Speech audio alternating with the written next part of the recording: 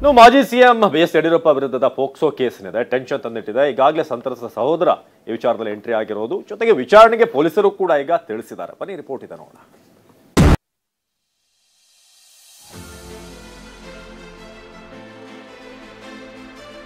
ಮಾಜಿ CM BS ಯಡಿಯೂರಪ್ಪನವರಿಗೆ ದೊಡ್ಡ ಸಂಕಷ್ಟ ಎದುರಾಗಿದೆ.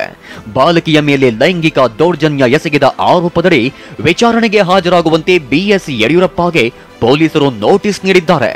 ಮಹಿಳೆಯೊಬ್ಬರು ತಮ್ಮ ಅಪ್ರಾಪ್ತ ಪುತ್ರಿಯೊಂದಿಗೆ ಬಿಎಸ್ವೈ ಅಸಭ್ಯವಾಗಿ ವರ್ತಿಸಿದ್ದಾರೆಂದು ಆರೋಪಿಸಿ ಕಳೆದ ಮಾರ್ಚ್ ತಿಂಗಳಲ್ಲೇ ದೂರು ನೀಡಿದ್ರು. ಆದರೆ ಕಳೆದ ತಿಂಗಳು ಆ ಮಹಿಳೆ ಅನಾರೋಗ್ಯದಿಂದ ಮೃತಪಟ್ಟಿದ್ರು. ಮಹಿಳೆಯ ದೂರಿಗೆ ಸಂಬಂಧಪಟ್ಟಂತೆ ಬಿಎಸ್ ಯಡಿಯೂರಪ್ಪರಿಗೆ ನೋಟಿಸ್ ಜಾರಿಗೊಳಿಸಿದ್ದ ಪೊಲೀಸರು ಇಂದು ತನಿಖೆಗೆ ಹಾಜರಾಗುವಂತೆ ಸೂಚಿಸಿದ್ರು.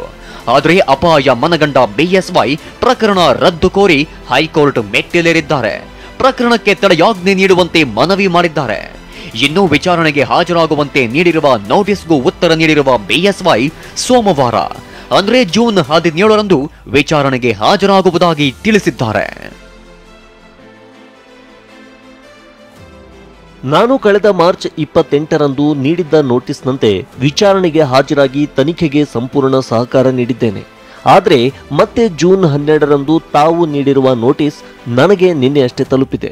ನಾನು ಪಕ್ಷದ ಪೂರ್ವ ನಿರ್ಧಾರಿತ ಕಾರ್ಯಕ್ರಮದಲ್ಲಿ ಭಾಗಿ ಆಗಬೇಕಾಗಿರುವ ಕಾರಣ ದೆಹಲಿಗೆ ತೆರಳುತ್ತಿದ್ದೇನೆ. ಹೀಗಾಗಿ ಈ ಬಾರಿ ನಾನು ವಿಚಾರಣೆಗೆ ಹಾಜರಾಗಲು ಸಾಧ್ಯವಿಲ್ಲ. ನಾನು ಜೂನ್ 17ರಂದು ಖುದ್ದಾಗಿ ವಿಚಾರಣೆಗೆ ಹಾಜರಾಗುತ್ತೇನೆ. ಈ ಹಿಂದೆಯೂ ನಾನು ತನಿಖೆಗೆ ಸಹಕರಿಸಿದ್ದೇನೆ. ಸಕಾರಣಗಳಿಂದಲೇ ಈ ಬಾರಿ ತನಿಖೆಗೆ ಹಾಜರಾಗಲು ಸಾಧ್ಯವಾಗುತ್ತಿಲ್ಲ. ಹೀಗಾಗಿ ವಿನಾಯಿತಿ ನೀಡಬೇಕು. ಹೀಗೆ ಪೊಲೀಸರಿಗೆ ಬಿಎಸ್ವೈ ಪತ್ರ ಬರೆದಿದ್ದಾರೆ. ಈ ಮಧ್ಯೆ ಸಂತ್ರಸ್ತ ಬಾಲಕಿ ಸಹೋದರ ಹೈಕೋರ್ಟ್ ಮೆಟ್ಟಿಲೇರಿದ್ದು ಬಿಎಸ್ ಯಡಿಯೂರಪ್ಪ ಬಂಧಿಸುವಂತೆ ನಿರ್ದೇಶನ ಕೋರಿದ್ದಾರೆ. ಈವರೆಗೂ ಪೊಲೀಸರು ಸೂಕ್ತ ತನಿಖೆ ನಡೆಸಿಲ್ಲ. ಬಿಎಸ್ವೈ ಮನೆಯ ಸಿಸಿಟಿವಿ ದೃಶ್ಯಾವಳಿ ಸೀಸ್ ಮಾಡಿಲ್ಲ. ಲೈಂಗಿಕ ದೌರ್ಜನ್ಯ ಸಂತ್ರಸ್ತೆಗೆ ನ್ಯಾಯ ದೊರಕಿಸಿಕೊಡಬೇಕೆಂದು ಹೈಕೋರ್ಟ್ಗೆ ಮನವಿ ಮಾಡಿದ್ದಾರೆ.